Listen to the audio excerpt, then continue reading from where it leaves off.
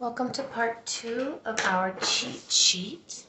We're going to be starting on this side of our page with the very heavily tested court cases. There were 3 that we had talked about, setting up ways to recognize the answers. And so first we're just going to start with Marbury versus Madison. There were 3 buzzwords for this case, and it was judicial review,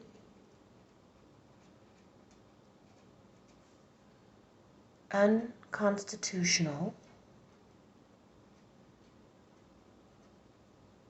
and over here we had the word Supreme Court. Now I'm going to grab a highlighter because I think it's important to highlight the name of the case. Remember, in the test, you can always request a highlighter and extra scratch paper, okay?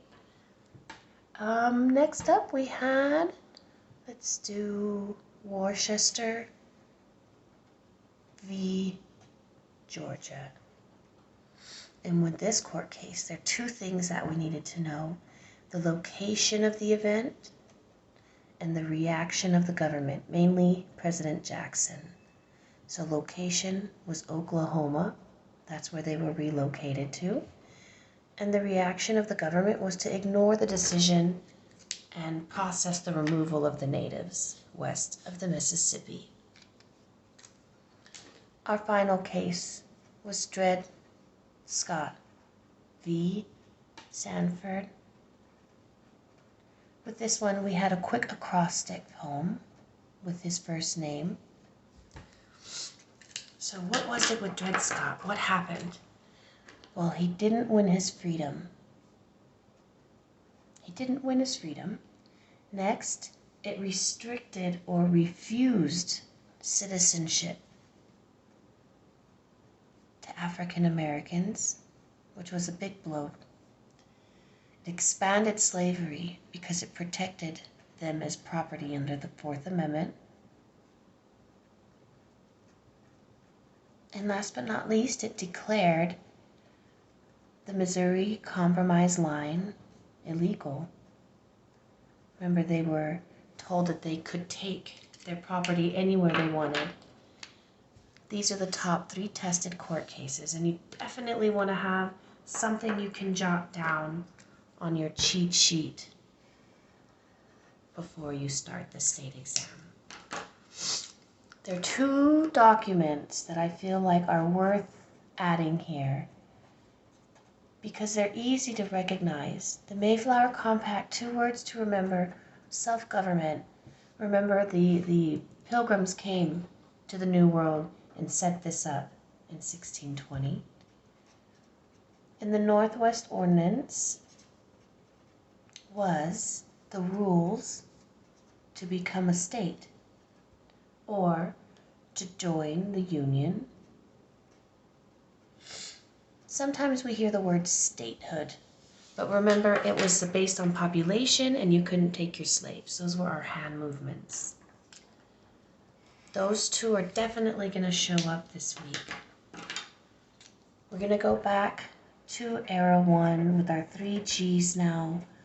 Gold, God, and Glory. I feel very confident with these, as I'm sure you are. But something that we're going to jump in and add real quick was the primary focus of the 3 mother countries once they were in the New World. We had France, who focused on the fur trade. We had Spain, who focused on Catholic missions. And England, whose main focus was the cash crops. Remember, their first Jamestown was all about tobacco and the profit they could make in the New World. Almost done. You can see our pages getting filled in. Let's go on with the 13th, 14th, and 15th Amendment. These were very important after the Civil War.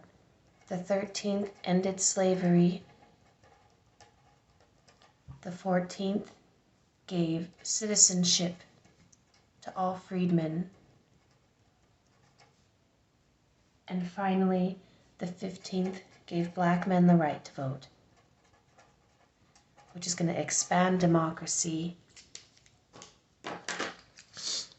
Our very last part that we're going to add in here. With the Industrial Revolution this year, we talked a lot about different innovations and people, but it comes down to 3 words, okay? Everything is quicker, cheaper, and more efficient. Okay, don't forget that, because we're going to see lots of questions about the Industrial Revolution. This is a great key. This is it. And we're hoping on the back, okay, of your scratch sheet paper, this is when you would sketch out our map and then start, of course, your strategy where you walk across the map with great information. We know you guys are going to do your best this week. Good luck.